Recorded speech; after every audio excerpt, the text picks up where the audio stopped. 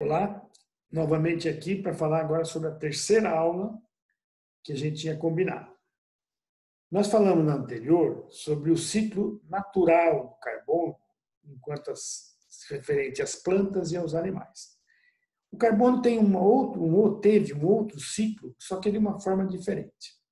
Durante bilhões de anos, na medida em que parte do carvão contido nas plantas e parte do carvão contido nos animais ficava no solo, a natureza, por problema de temperatura, de pressão, empurrou essas coisas para baixo e até hoje faz nessas regiões que tem turfa.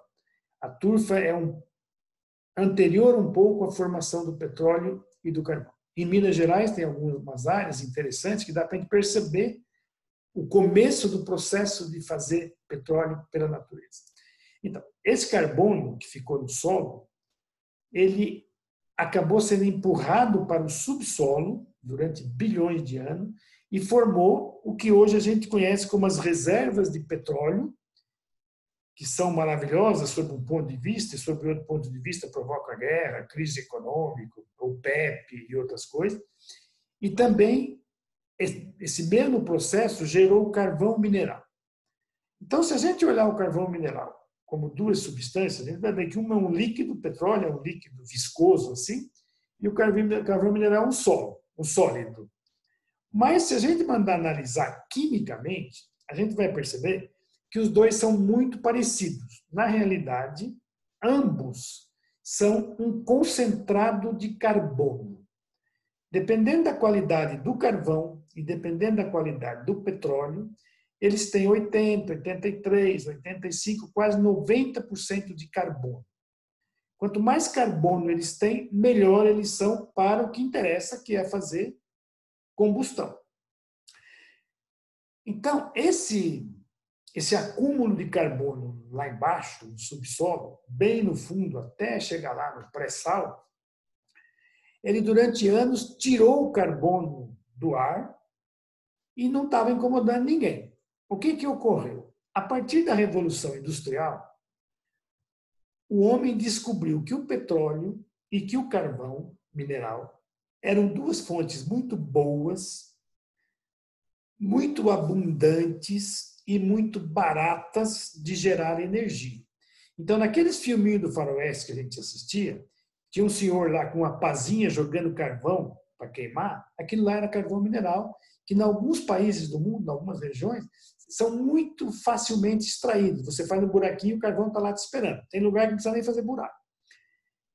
A mesma coisa o petróleo. O homem descobriu que o petróleo ele é uma fonte de energia boa, barata e abundante. E aí nós começamos a usar desvairadamente o petróleo. Tanto que no mundo ocidental, oriental, não importa, no mundo moderno de hoje, o petróleo e o carvão mineral são extremamente importantes para a geração de energia. Claro que para alguns países é mais importante, para outros é menos. Vamos pegar o Brasil, que a gente conhece bem.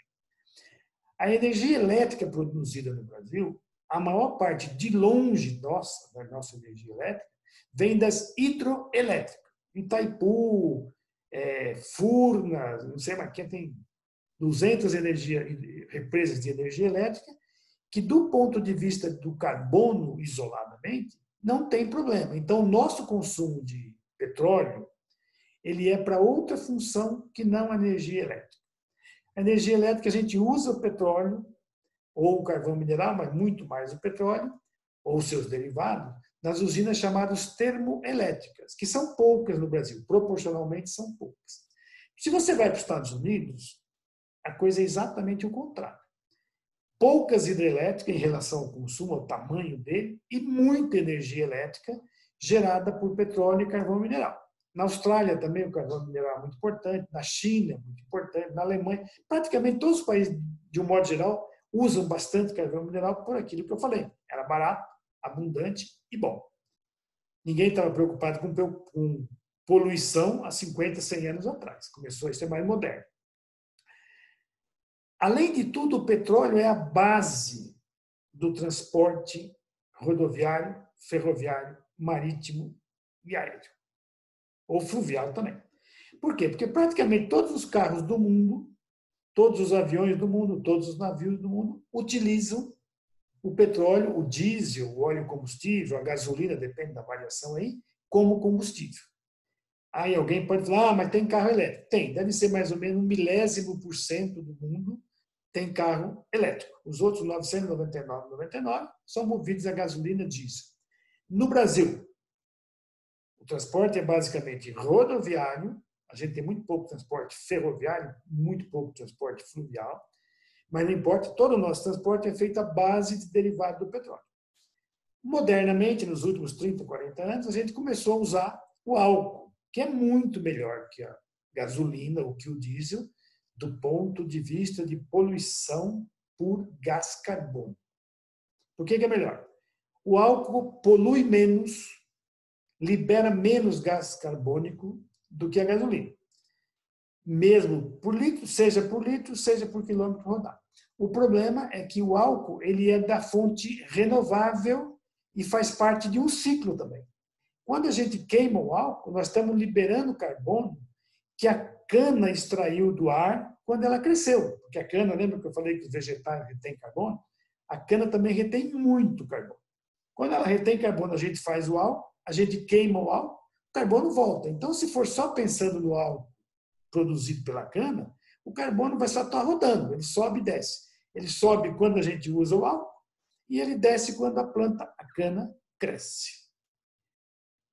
Então, para a gente pensando nesse negócio do petróleo e do carvão mineral, a gente percebe que agora a coisa mudou, não é mais um ciclo. Tirando o álcool e o carvão vegetal, que a gente pode dizer que é um ciclo, porque ele cresce e queima, o petróleo e o carvão não são assim. Durante bilhões de anos, eles foram retidos no solo e no subsolo. E agora, em 100 anos, que do ponto de vista da Terra é um arredondamento, em 100 anos nós estamos jogando na atmosfera bilhões de toneladas de gás carbônico. É muita coisa. Por dia, em 2019, o mundo queima cerca de 100 milhões de barris de petróleo. E por dia, esse mesmo mundo, o planeta Terra, queima por dia o equivalente a 100 milhões de barris, também por uma coincidência, os números são muito próximos, de carvão mineral. Resumindo, isso equivale a 200 milhões de barris por dia. Quando eu estava pensando nessa apresentação, eu pensei em fazer a conta, quanto que dava por ano, mas aí eu desisti. Porque eu que gosto de número, comecei a fazer e me embaralhar, porque dá tanto zero que eu resolvi não fazer. Mas se alguém tiver paciência, abre o Excel e faz a conta aí. 200 milhões por dia, calcula por semana, depois por mês, depois por ano, você vai ver quanto nós estamos... E depois calcula 80%, para ser bonzinho, de carbono. O que deu é o tanto que nós estamos jogando na natureza. É o tanto que está indo lá para cima formar o gás carbônico que faz parte do efeito estufa e é o grande vilão do efeito estufa. A maior parte do problema do efeito estufa é o gás carbônico. E esse é um que nós vamos ter que atacar.